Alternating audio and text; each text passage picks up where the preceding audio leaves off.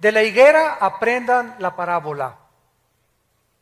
Cuando ya su rama está tierna y brotan las hojas, saben que el verano está cerca. Así también ustedes, cuando vean todas estas cosas, conozcan que está cerca, a las puertas. De cierto os digo que no pasará esta generación hasta que todo esto acontezca.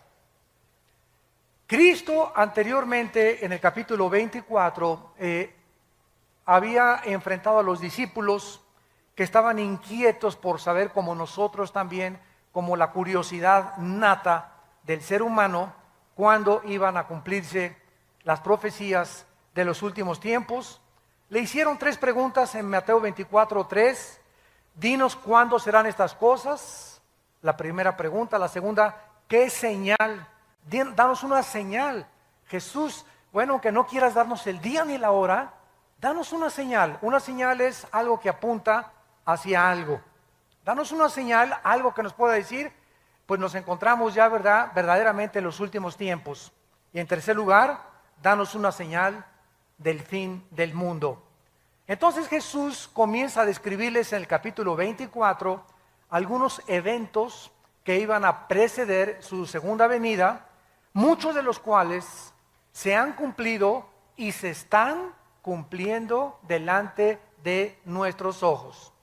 Por ejemplo, el versículo 5 dice: vendrán muchos en mi nombre diciendo, yo soy el Cristo, y a muchos se engañarán.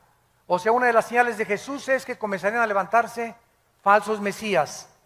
Los más notables han sido Sun Myung Moon, líder de la iglesia, fundador de la iglesia unificada, un coreano que dice que es Cristo; David Koresh, muerto en Waco, Texas; Arifin Mohammed de Malasia; y últimamente Sergei Torop de Rusia, que dice que es Cristo, y la gente está en una colina yendo con él y está fundando él el milenio. Aunque nos riamos y parezca una cosa de, bueno, ¿quién puede creer esto? Acordémonos que 85 millones de alemanes le creyeron a Hitler que él era el Mesías y que iba a establecer el tercer Reich de 1000 años. Así que hay seguidores en la vida para todo. Después Cristo continúa diciendo en el versículo 6 que iban a haber guerras y rumores de guerras. No fue hasta el siglo XX, siempre ha habido guerras, pero no fue hasta el siglo XX que tuvimos las primeras 2 guerras mundiales. Y solamente en la Segunda Guerra Mundial, del 39 al 45, hubo más de 50 millones de personas muertas. El siglo XX puede ser clasificado como el siglo de las guerras, de las pestes, de las hambres, de los terremotos jamás antes vistos. Existen muchas señales de la venida de Cristo, así como las hubo de su primera venida. Pero solamente aquí en el siglo XXI, vean ustedes el terremoto de Chile, 9.2 grados, movió 5 centímetros el eje de la Tierra. El terremoto reciente de Japón, que provoca un tsunami que arrasa con 3 o 4 ciudades de Japón, 5 ciudades de Japón, que produce después fuga de material radiactivo, donde posiblemente se movió 3 centímetros más el eje de la Tierra. Al moverse el eje de la Tierra, ¿qué es lo que pasa? Los huracanes comienzan a tener más fuerza, se sube el nivel del mar, por lo que consecuentemente el huracán jala más agua y es más fuerte el huracán y las fuerzas de los vientos. Estamos viendo ataques terroristas por todos lados, terremotos, estamos viendo pestes. Tembló en Washington, tembló en el Capitolio, jamás había temblado ahí. Y todas estas cosas, ¿qué cosas son? Son señales que nos están diciendo el mundo está a punto de extinguirse. Vivimos en un planeta con una enfermedad terminal. Los millones de litros de petróleo en el mar han contaminado la fauna marina. Los millones de incendios que ha habido en el mundo y que siguen actualmente propagándose por todos lados, devastando grandes forestaciones de bosque, están acabando con toda la ecología del mundo. Nuestro aire está contaminado, nuestra comida ya tiene que ser comida fabricada o inyectada con hormonas o comida orgánica, porque la comida también está contaminada. Estamos en un mundo que hemos destruido y que está a punto de tratar de abortarnos. El mundo está enfermo, como dice Isaías, capítulo 24. Muy bien. Entonces, así como hubo señales de que Cristo iba a venir en la primera venida, Cristo, cuando vino, reprendió a los líderes religiosos, porque aunque no se sabía el día ni la hora, ni nadie lo sabrá tampoco el día y la hora, sí es necesario e importante que nos comencemos a alistar cuando veamos las cosas. Por ejemplo, en Lucas, capítulo 12, versículo 54, Cristo enojado con los fariseos y los líderes y con la gente, les dijo lo siguiente. Lucas 12, 54. Decía también a la multitud: cuando veis la nube que sale del poniente, luego decís, agua viene, y así sucede. Es lógico, ¿verdad? Salimos ahorita a la calle y está todo nublado y aborrascado el cielo. ¿Qué cosa nos muestra? ¿Va a llover? ¿A qué horas? A las 3, no sé. A las 2, a lo mejor en 5 minutos, a lo mejor en 2 horas. Pero el acumulamiento de nubes nos habla de que ya no tarda en caer la lluvia. Cuando sopla el viento del sur, decís, hará calor, y lo hace. Es en lo que se basan los pronósticos del tiempo y de los climas. ¿Cómo pueden saber que la semana que entra va a haber 75 grados de temperatura, o 25 en Acapulco y 32 en Cancún, etcétera, etcétera? ¿Cómo lo hacen? Midiendo con los satélites y el calor, el tiempo, el calor, la precipitación y la velocidad, etcétera, etcétera. Todo eso les hace hacer pronósticos que, aunque no son 100% exactos, por lo menos dicen, pasado mañana va a llover, o va a haber un calor tremendo la semana que entra, etcétera, etcétera. Hipócritas, versículo 56, que saben distinguir el aspecto del cielo y de la tierra, y cómo no distinguen este tiempo. ¿Cómo no supieron los fariseos que Jesucristo iba a nacer en Belén? Isaías lo decía, que su madre iba a ser una virgen, que cuando hubiera un levantamiento en Roma y tratara Roma de conquistar Jerusalén y el mundo, el Mesías iba a venir. ¿Cómo es posible que no hayan podido estar preparados? A lo suyo vino y los suyos no le recibieron. Me pregunto si sucederá lo mismo con nuestra generación. ¿Estaremos tan ciegos de no darnos cuenta en qué tiempo nos estamos encontrando? Jesús comparó estos eventos en Mateo 24, 8 con dolores de parto. Dice en Mateo capítulo 24, versículo 8, todo esto será principio de dolores, que son los dolores, la palabra griega, que experimenta una mujer cuando va a parir. Una mujer cuando va a parir, ¿cómo comienzan los dolores? Comienzan con contracciones cada vez más fuertes, cada vez más fuertes, cada vez más fuertes, van aumentando en intensidad y en dolor, hasta que se revienta la fuente de agua, ¿verdad? Y entonces la mujer tiene que ser internada inmediatamente en un hospital.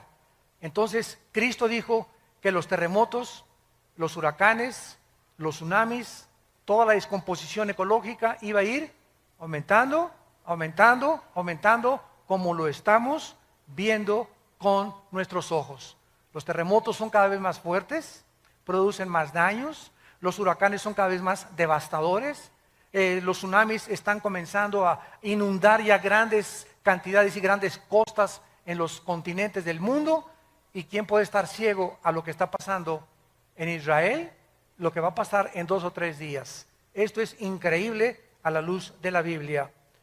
Muy bien, vamos a ver ahora que la Biblia nos revela que los cristianos sí podemos conocer los tiempos acerca de la segunda venida de Cristo. Veamos esto en Primera de Tesalonicenses, capítulo 5, versículos del 1 al 5. Primera de Tesalonicenses, capítulo 5, los primeros 5 versículos. Y dice el apóstol Pablo, acerca de los cronos, se tradujo tiempos, o sea, el tiempo cronológico. Y acerca de las ocasiones, ponlo en tu Biblia ahí, kairos, o sea, tiempos específicos. Una cosa es cronológicos, otra cosa es específicos. o sea, acerca de la cronología de los tiempos y el tiempo específico de algún evento, no tiene necesidad, hermanos, de que yo les escriba. Porque vosotros sabéis perfectamente, debemos los cristianos tener este conocimiento, que el día del Señor vendrá como ladrón, que cuando digan paz y seguridad, no es hasta que haya un tratado de paz en el mundo, donde se diga algún dictador, ya basta de guerras entre árabes y judíos, ya basta de problemas en el mundo, como lo hizo Hitler en 1932 a 34. Alemania estaba azotada por el comunismo, se formó el Partido Nacional Socialista, no había trabajo, el orgullo alemán estaba hasta los suelos después de que perdieron la Primera Guerra Mundial, era una población, un grupo humillado ante el mundo, y llega una voz del Führer, de Hitler: yo saco a Alemania, comienza a darle el empleo a todos, fabrica, producen la Porsche, se produce el carro Volkswagen, que Hitler dijo, le voy a dar un premio al mejor diseñador de autos, que me haga un carro para el pueblo. La palabra Volks significa pueblo en alemán, Wagen en alemán significa pueblo. Entonces, Volkswagen significa el carro del pueblo. Y pues hasta el momento, ¿verdad?, ha sido un carro increíble desde la Segunda Guerra Mundial. Y sacó a Alemania totalmente del pozo de desesperación en que se encontraban. Y 85 físicos matemáticos, doctores, licenciados, abogados, maestros de escuela, no estoy hablando de indígenas, 85 millones de profesionistas, de personas cultas, de personas que fueron a la universidad con premios Nobel, etcétera, etcétera, votaron por Hitler y le creyeron a Hitler. ¿No le creerán al anticristo? Cuando el anticristo va a hacer señales sobrenaturales, lo van a tomar como un extraterrestre al anticristo, va a hacer llover fuego del cielo, va a hacer que su imagen aparezca de repente por todos lados, van a creer que realmente los extraterrestres ya aterrizaron en la tierra y van a traer la época del acuario que el diablo ha promovido en el mundo desde hace muchos años.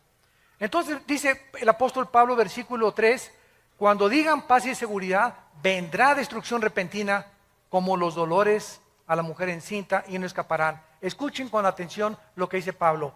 Mas vosotros, hermanos, o sea, todos nosotros los cristianos, no estamos en tinieblas para que aquel día nos sorprenda como ladrón.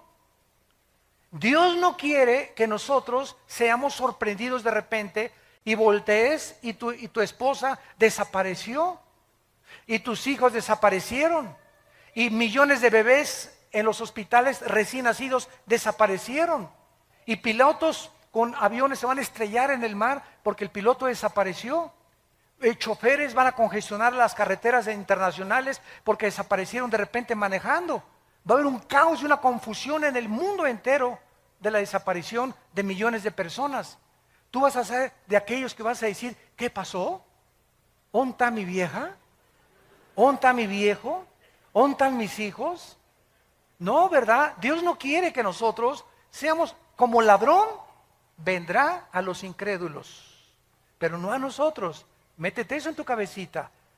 Ustedes no están en tinieblas para que aquel día los sorprenda como ladrón, porque ustedes son hijos de la luz. Somos hijos del día. Dios quiere que tengamos luz, que sepamos en qué tiempo nos encontramos. No somos de la noche ni las tinieblas, por tanto no durmamos como los demás, sino velemos y seamos sobrios. Es tiempo de que sepas que para esta hora has nacido. Es tiempo de los guerreros de Dios. Es tiempo de tomar la bandera de la verdad y decir, ¿de qué camiseta te pones? ¿De Chivas o América? Imagínate una persona que llega al estadio con la camiseta Chivas aquí y América abajo. Oye, por favor, no, yo soy de los dos. Nadie puede ser así. ¿Eres o no eres de uno o del otro? Báñate. O imagínese Barcelona y Real Madrid, ¿no? Por favor. Cristiano y mundial. No puedes. Es tiempo que nosotros decidamos verdaderamente que para esta hora hemos nacido. para levantar la bandera de la verdad, para predicar a Cristo, para seguirlo, para velar, para guardar nuestros corazones, a nuestros amigos, ganarlos para Cristo, hablarles de Cristo. ¿Por qué? Porque en cualquier momento podemos desaparecer, en cualquier momento puede venir Cristo por nosotros. Muy bien, todo lo dicho anteriormente fue en respuesta a la pregunta, ¿qué señal habrá de tu venida y del fin del siglo? Sin embargo, vamos otra vez a Mateo 24, a nuestro pasaje, versículo 32 y 34, que vamos a examinar con lupa. Sin embargo, la señal más importante, síganme con mucho cuidado, más que los terremotos, más que las pestes, más que las hambres, más que cualquier otra cosa, la señal más importante, el termómetro de Dios se encuentra en la nación de Israel. Israel es el termómetro de Dios. Dios escogió un puntito insignificante en el Medio Oriente, comparado con las 22 multimillonarias naciones árabes que rodean a Israel. Un puntito insignificante. Los judíos no son mejores que los mexicanos, ni que los árabes, ni que los palestinos, ni que los rusos. Dios en su soberanía escogió solamente un punto geográfico para que ahí se centraran las principales profecías de la historia. Para que de ese punto geográfico saliera la Biblia. Para que de ese puntito geográfico naciera el Mesías, el Hijo de Dios. Y si hubiera escogido México, los ingleses hubieran dicho, ¿y por qué no nosotros? Y si hubieran escogido a Francia, ¿y por qué no los alemanes? La cuestión es que a Dios le dio la gana, no te iba a preguntar a ti ni a mí, a escoger un punto geográfico y una nación, y Él escogió Israel. ¿Y quién va a contradecir a Dios? ¿Por qué escogiste a Israel? Vuelvo a repetir, no fue porque fueran mejores, porque se los dijo en Deuteronomio 7, sino porque los amé y porque quiero que mis profecías se cumplan a través de ustedes.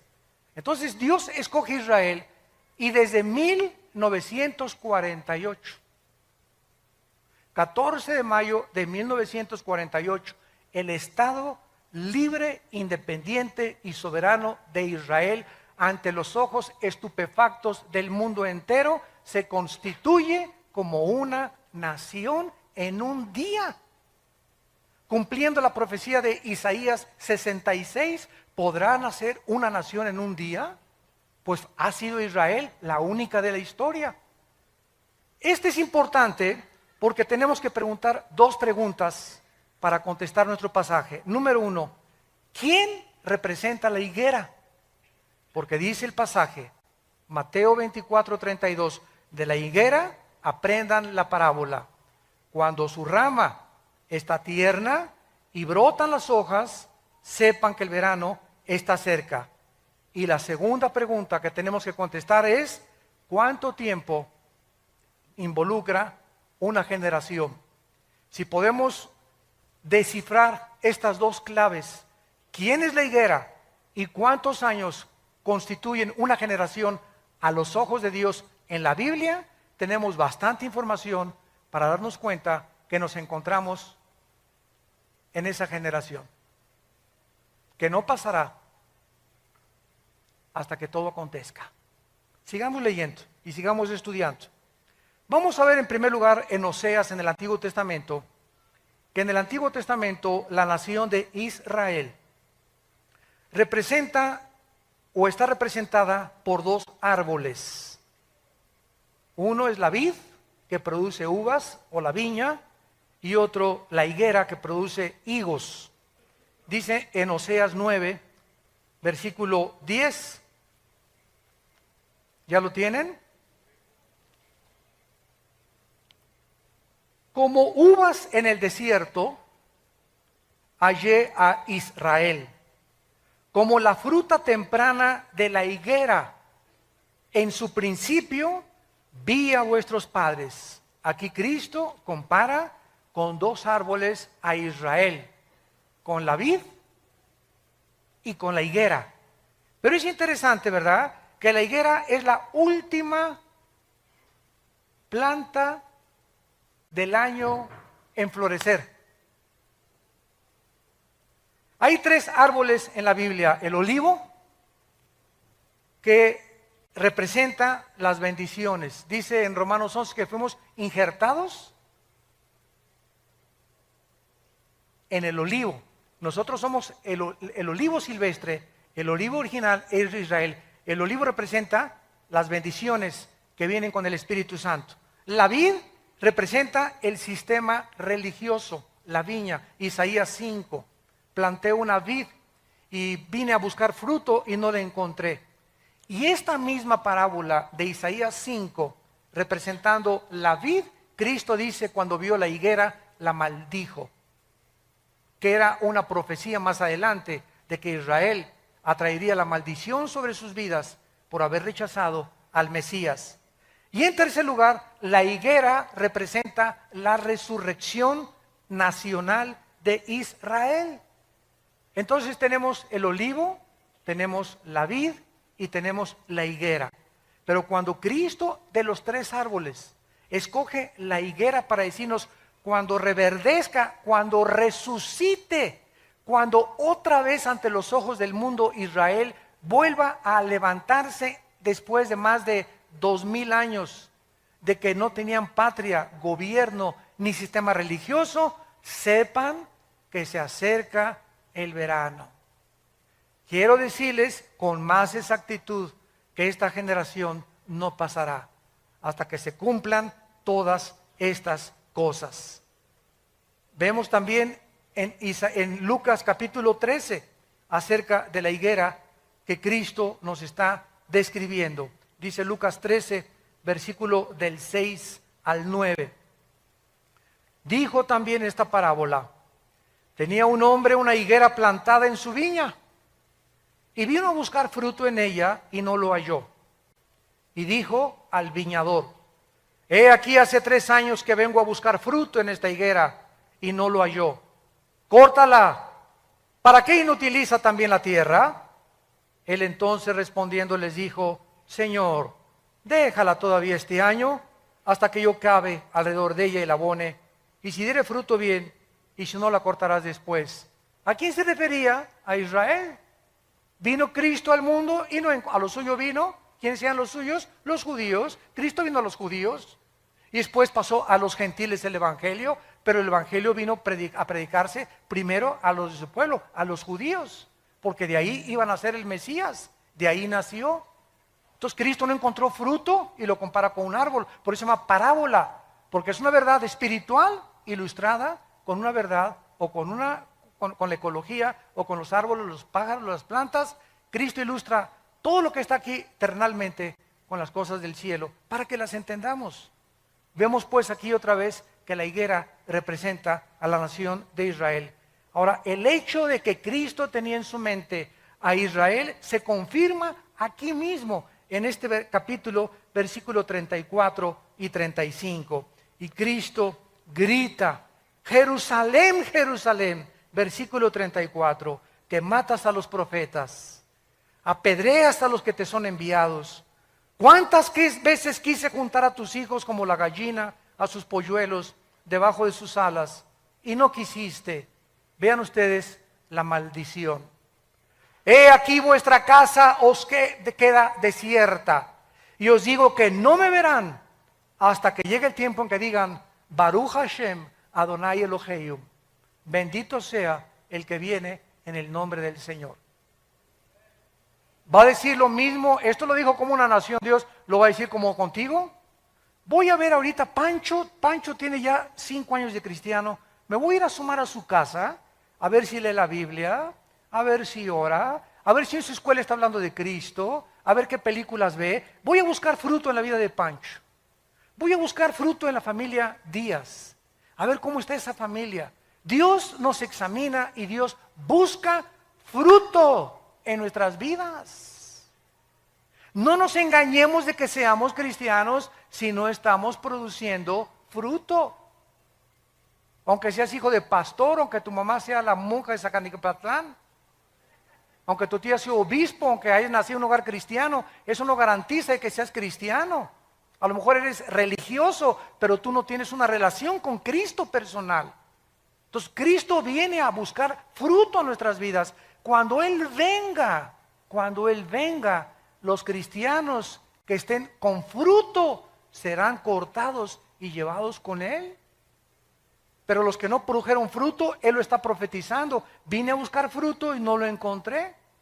Este es un mensaje de Israel que hizo Cristo. ¿Terminó con Israel hace 2000 años? No, dijo, me voy a esperar a ver si hay fruto. Entonces la iglesia vino a tomar todo el lugar en estos 2000 años. Y ahorita no hay judío, ni gentil, ni griego, ni italiano, ni inglés. Sin embargo, la Biblia nos dice que Dios no ha terminado con Israel. Romanos 9, 10 y 11. No ha terminado con Israel. Una cosa es la salvación individual, otra cosa son las profecías nacionales. Israel se va a convertir en el trono de Dios. La nueva Jerusalén va a descender sobre la tierra de Israel. Ahí va a estar los cuarteles generales del universo. Dios habita ahorita en el tercer cielo. La Biblia dice que Dios va a dejar el tercer cielo. El Padre, estoy hablando, no el Hijo. El Padre va a dejar el tercer cielo y va a bajar a la tierra, en Israel, en Jerusalén, a poner su trono. ¡Qué maravilloso! Va a cambiar su trono de arriba a estar aquí con nosotros. El Dios y Padre del universo. Y nosotros a su alrededor reinando con los siglos por Él. Vemos pues entonces claramente, ¿verdad?, acerca de esto. Ahora dice el capítulo 21 de Mateo, versículos 18 y 19, Mateo 21, 18 y 19, la maldición de la higuera. Por la mañana, volviendo a la ciudad, tuvo hambre. Y viendo una higuera, está hablando de Jesús, cerca del camino vino a ella. Y no halló nada, sino hojas solamente. Y le dijo, nunca jamás nazca de ti fruto. Y luego se secó la higuera. Viendo los discípulos que se han maravillado, ¿cómo es que se secó enseguida la higuera? Bajo el Nuevo Testamento, para que entendamos este pasaje, los judíos tenían que presentarse 3 veces al año delante del Señor en la ciudad de Jerusalén. Jesús mismo vino a la ciudad de Jerusalén, vía Jericó, porque era el camino que siempre tomaba Cristo para llegar a Jericó, y en varias ocasiones fue a Jerusalén Cristo para celebrar, ¿se acuerdan las bodas de Caná, los tabernáculos, el Yom Kippur? Lo vino a celebrar Cristo en Jerusalén. Uno de esos días en que Cristo iba a Jerusalén, se encontró con la higuera, que sin duda en los viajes anteriores la había visto. Pregunta, ¿por qué no la maldijo antes, verdad? Lo vamos a ver. Pero el día precisamente en que él maldijo la higuera fue el día de su entrada triunfal a Jerusalén, cuando observó que no tenía fruto. Al llegar a Jerusalén fue recibido como el Mesías, Hosana, el que viene en el nombre de Jesús, por la mayor parte de la gente. En la tarde se dirige a Betania, a la casa de Marta, de María y de Lázaro, a pasar la noche, porque venía camino a Jericó, y al regresar al día siguiente a Jerusalén, fue cuando él se detiene y maldice la higuera. Ya vimos que la higuera representa, sin ningún lugar a dudas, a Israel. Y esta acción de maldecir la higuera, porque no tenía fruto, vemos realmente que es una señal profética de que tampoco había encontrado fruto en la nación de Israel. Y cuando a Cristo lo crucifican, y cuando Pilato le dice a la gente, ¿a quién quieren escoger? Suelta a Barrabás, crucifícale. Pilato les dijo, la sangre sea sobre sus cabezas. Y el pueblo de Israel dijo estas palabras, que la sangre del Mesías sea sobre nosotros. Y en 2000 años no ha habido un grupo étnico como Israel expulsado de la mayor parte de las naciones. Simplemente el holocausto en 1943, 44, 45 de Hitler, donde más de 6 millones de judíos fueron matados de hambre y en las cámaras de los gases, cómo los han odiado, cómo ahorita estamos en el siglo XXI y el mundo los odia, los árabes no los quieren aceptar. Ahorita hay 120 naciones, de las 200 naciones que tenemos en el globo terráqueo, 120 están votando contra el Estado de Israel. La única nación que lo ha defendido ha sido Estados Unidos. ¿Por qué Estados Unidos desde la Segunda Guerra Mundial, señores sociólogos, historiadores, comunistas y ateos que nos visitan y que nos ven por la televisión? Pregúntate por qué Estados Unidos ha sido bendecido. ¿Por qué le tienes tanta envidia a Estados Unidos? El mejor país vestido, donde mejores empleos ha habido, donde a la gente se le reconoce lo que sabe, con el mejor ejército, el mejor sistema político que hay ahorita en el mundo, donde más o menos hay justicia mejor que en otros países. Ha detenido el comunismo, el fascismo, el nazismo. Si no fuera por Estados Unidos, aunque ahorita está hundiéndose, todo el mundo quiere Estados Unidos. Nadie se quiere ir a Rusia, nadie se quiere ir a la China, a México menos ahorita. ¿Por qué Estados Unidos es la nación del sueño americano? Hasta hace algunos años, porque ya no es igual, ya se acabó todo eso, porque ya los últimos presidentes han apostatado y han entregado a Estados Unidos en manos de los árabes y han traicionado a Israel desde el presidente Clinton. ¿Por qué? Porque los árabes tienen el 65% de la producción petrolera del mundo entero. Y ahorita el presidente Obama, si no se alinea con las naciones árabes, le cortan el petróleo a Estados Unidos, y Estados Unidos consume el 50% del petróleo de toda la producción del mundo entero. Después de Estados Unidos sigue China, Japón y Alemania. Pero Estados Unidos consume la mitad del petróleo que se produce en el mundo. Así que por eso hundirían totalmente sin petróleo igual a Europa si los árabes no acceden Occidente a que el Estado palestino sea reconocido, quitarles Jerusalén y que puedan los judíos devolver los territorios que ganaron en la guerra. Todo está exactamente como la Biblia lo dice. Zacarías 12, 2 y 3, Zacarías 14, del 3 al 4, Mateo 24, Mateo 25, Apocalipsis, Daniel, todo dice que cuando Jerusalén la rodearan los ejércitos, ante nuestros ojos está sucediendo pasado mañana. Ya se queda sola Jerusalén. ¿Qué va a pasar? Tal vez una guerra nuclear. La Biblia profetiza que Siria, Apocalipsis 17, va a desaparecer.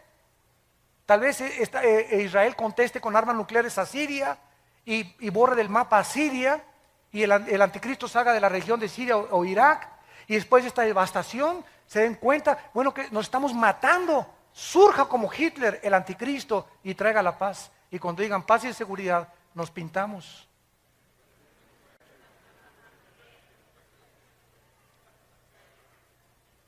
Todo está sucediendo exactamente como la Biblia lo determinó. Dios, yo soy Dios, Isaías 44, que pongo en orden desde el principio lo que ha de acontecer. Nadie más que Dios podía habernos puesto cronológicamente la caída de los imperios, el transcurrir de la historia, cómo iban a acontecer, cómo sería la última generación, lo que iba a pasar. Todo lo que dice Apocalipsis está sucediendo. En el 2012, el año que entra, ¿qué están esperando? Que se alineen los planetas. Que el satélite Alien, ahorita que dicen que es un planeta, cuando se alineó con el Sol, tembló en Chile. Cuando se alineó con el Sol, este planeta, tembló en Japón. Ahora esperan que en el 2012 se alinee otra vez con el Sol, y tal vez vengan ahora sí radiaciones solares, ya no hay ozono que nos proteja, y comienza el mundo a ser convulsionado, comienzan los tsunamis a inundar Hawái, Acapulco, Cancún, las costas, la costa mediterránea, Francia, etcétera, etcétera, desfalleciendo los hombres por las cosas que sucederán, confundida la gente por el bramido de las olas y del mar, por los terremotos, y toda la gente buscando una luz, y nosotros somos en esta generación la luz. ¿Estás tú brillando en tu casa, en tu familia? ¿Estás tú brillando en tu trabajo con tus amigos? ¿O sigues con el triunfo del amor? ¿Sigues viendo a Lady Gaga?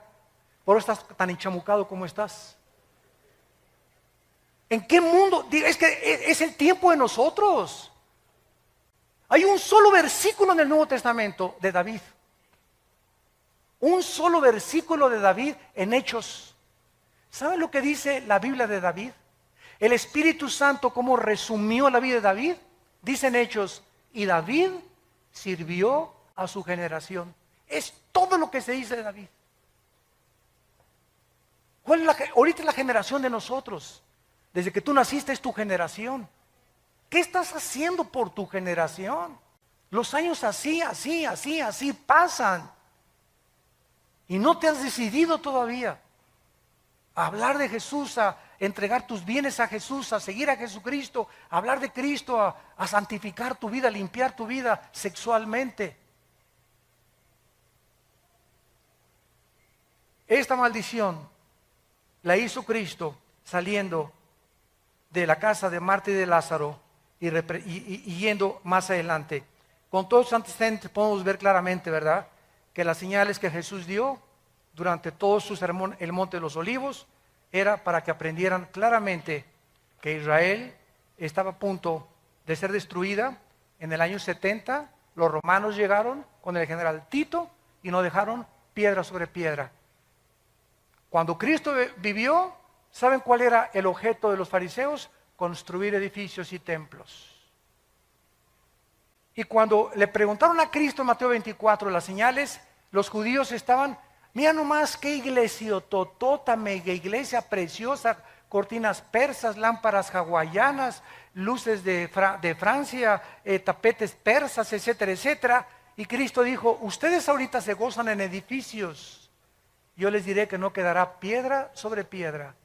Y cuando vino Roma y arrasó con Jerusalén, ¿dónde quedaron sus supuestos templos e iglesias hechos pedazos?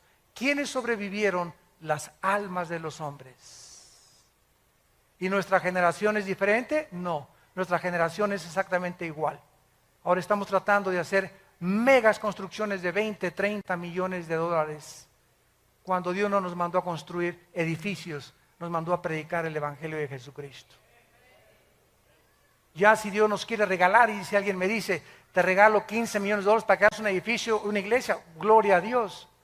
Pero a la iglesia no la vamos a meter en drogas, ni a obligar, ni a presionar. Den y den y den y den. Les decimos, den para las misiones, para mandar misioneros, para sostener más pastores. Nunca hemos pedido para la construcción. Y hasta ahorita Vida Nueva para el Mundo no tiene, ni es dueña de ningún edificio en el mundo entero. No somos dueños de nada. Y así hemos sobrevivido y estamos en más de 70 naciones, sosteniendo a más de 15 misioneros y pastores en el mundo.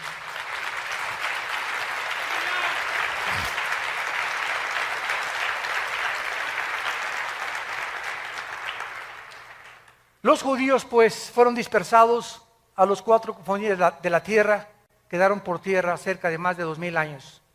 Además la maldición se aplicó a la tierra, porque cuando regresaron en el 48 los judíos, era un desierto Israel, era un desierto.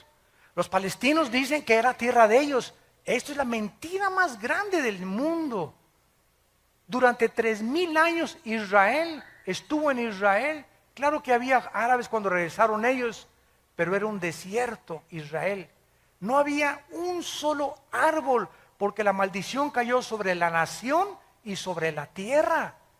¿Se acuerdan del Antiguo Testamento? El pecado hacía que Dios detuviera las lluvias y maldijera la tierra. Isaías 24, del 3 al 4, porque faltaste a mis mandamientos, la maldición te alcanzó. Entonces Israel, en 4 años, del 48 al 52, planta 6 millones de árboles, para que se cumpla Amós 9, del 12 al 3. Los plantaré sobre su tierra, plantarán viñas y verán el fruto de ellas. Esto es además no solamente contra la tierra, porque hasta el siglo XX los judíos regresan a su tierra en 1948, y del 48 a nuestros días comienza a llover en Israel. Comenzaron las lluvias de 1948 a nuestros días. De esta manera, después de tantos siglos, tanto como se profetizó, Israel se convierte en el 48. Entonces ahora podemos saber que el año 48 es el patrón con el cual podemos medir una generación. Ahora, ¿cuánto es una generación? ¿50 años? ¿60? ¿70? ¿O 80 años? Vamos a meternos a ver ahora algo más acerca del florecimiento de Israel. Muy bien. Esta profecía que acabamos de leer, cuando la higuera reverdezca, no pasará una generación, nos vuelve a decir que cuando Israel floreciera, cuando resucitara Israel, comenzáramos a contar los últimos días, desde 1948, y saber que la segunda venida del Señor está cerca. En 1948, el reloj profético de Dios comenzó, tic, tic, tic, tic, tic, tic, la cuenta regresiva. Ahorita me llegan correos donde me dicen, faltan 6 horas para el 20 de septiembre para que se determine el Estado palestino. Faltan 5 horas con 40 minutos desde que se dictaminó que pasado mañana las Naciones Unidas van a tratar de sacar a los judíos de los territorios ocupados. Comenzó el reloj profético de los judíos acerca de lo que va a suceder. Pero el reloj profético de nosotros comenzó en 1948, el 14 de mayo. Tic, tic, tic, tic. Se había apagado durante 2000 años el reloj de Dios. En cuanto Israel regresa, no podía nadie profetizar que nos encontrábamos en los últimos tiempos. No es hasta que la nación nace y reverdece y resucita nacionalmente, no espiritualmente, porque espiritualmente será hasta la segunda venida de Cristo. Romanos 11, 25 y 26. Todo Israel será salvo cuando Él regrese físicamente, pero nacionalmente resucita en el 48. Ahora es interesante, Lucas 21, qué linda es la Biblia. Lucas 21, esto es increíble. Lucas 21, vean qué cosa más maravillosa. ¿A quién le gusta estudiar la Biblia? Más les vale. Lucas 21, 29 al 32. Vean esto. Lucas 21, 29 al 32. También les dijo una parábola. Vean ustedes cómo comparando los evangelios, la Biblia es la suma de tu palabra es verdad, comparando versículo con versículo, texto con texto, podemos trazar una doctrina sana. También les dijo una parábola. Mirad la higuera y... El Mateo no dijo eso, ¿verdad? Mateo dijo, cuando veáis la higuera que reverdezca, ¿se acuerdan? Pero no agregó, y todos los árboles. Pero Lucas escribe que dijo Cristo además, cuando vea la higuera y todos los árboles, cuando ya brotan, viéndolo saben por ustedes mismos que el verano está cerca. Así también ustedes cuando sucedan estas cosas, sabed que el reino está cerca. De cierto les digo, no pasará esta generación hasta que todo esto acontezca. No podemos dejar de notar ni de estudiar en la declaración de estas profecías que Jesús menciona también, juntamente con el renacimiento de Israel, que los árboles. Tenemos ya otra pieza del rompecabezas. Los árboles, tenemos que saber qué significan o representan los árboles. Porque lo que no dice Mateo, lo dice Lucas. En la misma Biblia vamos a encontrar esta interpretación. Si Israel representa la higuera, entonces debemos esperar que los árboles representen naciones. ¿No es verdad? Veamos esta verdad. Jueces, capítulo 9 en el Antiguo Testamento. Libro de Jueces. Está después de Josué para que no andes por Apocalipsis. Dice en Jueces 9, versículo 7 en adelante, aquí encontramos a Jotam, un hijo de Gedeón. Y este muchacho habían matado a todos sus hermanos, y entonces se dirige a una banda de terroristas que se llamaban los de Siquem. 70 hermanos o hijos de Gedeón habían asesinado, porque todos querían ocupar el trono, era la lucha por el poder, y Abimelech quería sentarse en el trono. Entonces, este muchacho les cuenta una historia, una parábola, y vean ustedes qué usa para representar los gobiernos o las naciones. Dice el versículo 7, cuando le dijeron a Jotam, se puso en el monte de Gerizim, alzando su voz, clamó y les dijo: óigame, varones, y así fue oída, así os oiga Dios. Fueron una vez los árboles a elegir rey, y dijeron al olivo: reina sobre nosotros. Aquí se usa a los árboles como personas para nombrar a un rey, y el olivo representa un árbol que querían poner como un gobernante. El olivo dijo: no puedo dejarme aceite. Versículo 10, le dijeron a la higuera: anda, tú reina sobre nosotros. La higuera respondió: he de dejar mi dulzura y mi buen fruto para ir a ser grande sobre los árboles. Versículo 12, y los fueron con la vid, reina con nosotros. Total que fueron con 3 árboles: la higuera, la vid y el olivo. Los 3 árboles que representan a la nación de Israel. Vemos pues que los árboles representan en Daniel 4 también. Nabucodonosor se le compara con un árbol que va a crecer y que es cortado y que no va a dejar de dar fruto.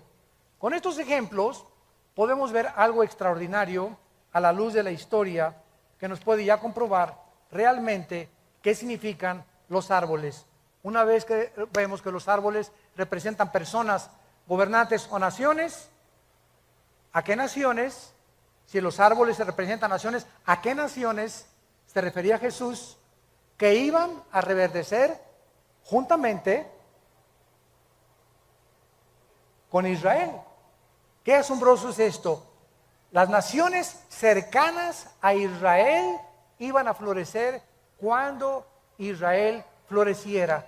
De manera asombrosa descubrimos que las naciones que tienen su frontera con Israel se independizaron exactamente dentro de los 5 años del renacimiento de Israel.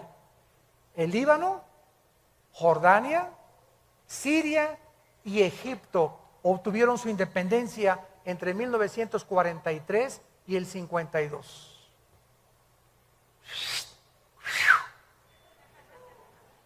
Escuchen esto, todavía falta.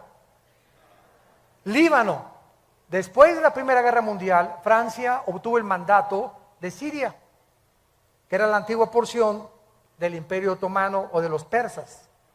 Francia superó la región del Líbano en 1920 y en el 43 Líbano florece como nación independiente.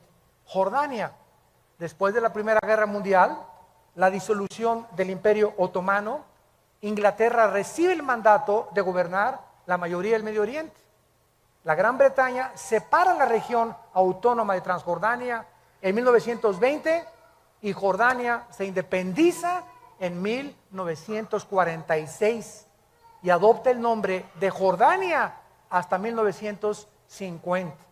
Siria administra esta región Francia después de la guerra, y Siria se independiza en el 46 también, exactamente cuando se independizó Jordania. Egipto obtiene su independencia y soberanía con el derrocamiento de la monarquía británica en 1952. Estas naciones, al igual que Israel, no existían independientes hasta después de 1943. Y esto fue simplemente eran parte del Imperio Otomano, parte del Imperio Británico o colonias de Francia. Su nacimiento alrededor de Israel en el 48 nos muestra de manera asombrosa que eran las naciones a las cuales Cristo profetizó, que no es coincidencia que en ese tiempo de 5 años se independizaron todas las naciones que tienen su frontera con Israel. ¿Es la Biblia la palabra de Dios? ¿No es maravilloso que nosotros podamos saber claramente todo lo que está pasando en el mundo? Y terminamos con la generación. La higuera es Israel, las naciones, las que tienen su frontera con Israel, que se independizaron. Ahora tratemos de ver cuánto es una generación a la luz de la Biblia. La palabra generación, dor, en el hebreo. Se tradujo al griego genea, de donde viene la palabra genealogía, de donde viene la palabra genes. Nuestros genes también vienen de ahí. Y esta palabra significa una época o una generación de personas o un periodo particular de vida desde el nacimiento hasta que morimos. Vean ustedes el Salmo 78, versículo 8. Salmo 78, versículo 8. Y no sean como sus padres, generación contumaz y rebelde, generación que no dispuso su corazón, ni fue fiel para con Dios su espíritu. Israel nació el 80% de la gente de Egipto cuando tenían 40 años. Más 40 en el desierto. 80 años. Muy bien. ¿Son 80 años una generación realmente?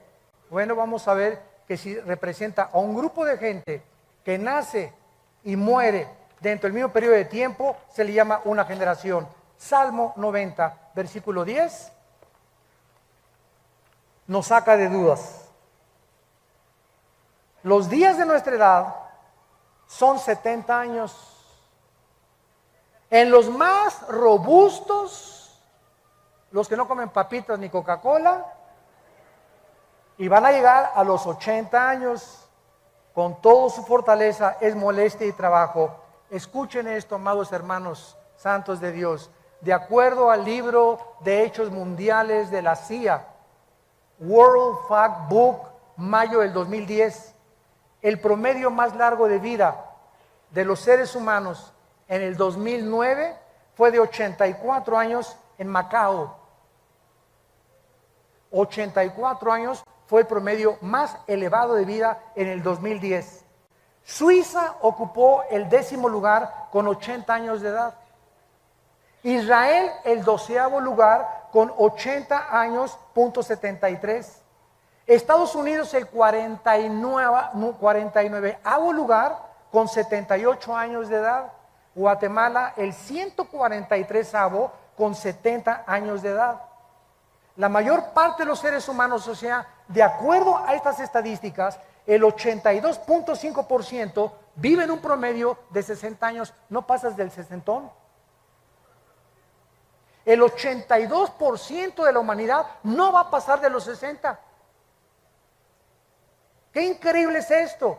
Y solo un 9.8% de toda la humanidad alcanza los 80.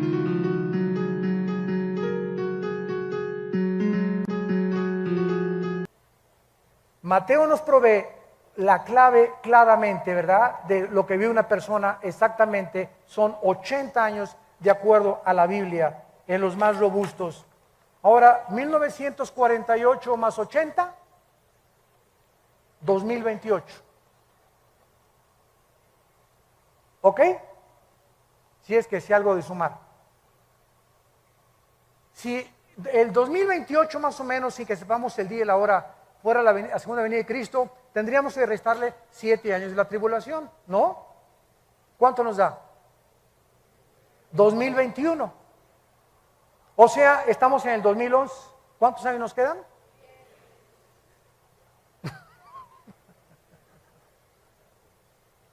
Aquí no podemos de ninguna manera ser dogmáticos.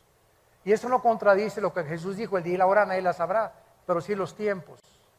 Yo no sé si será el rapto en el 2002 o en el 15.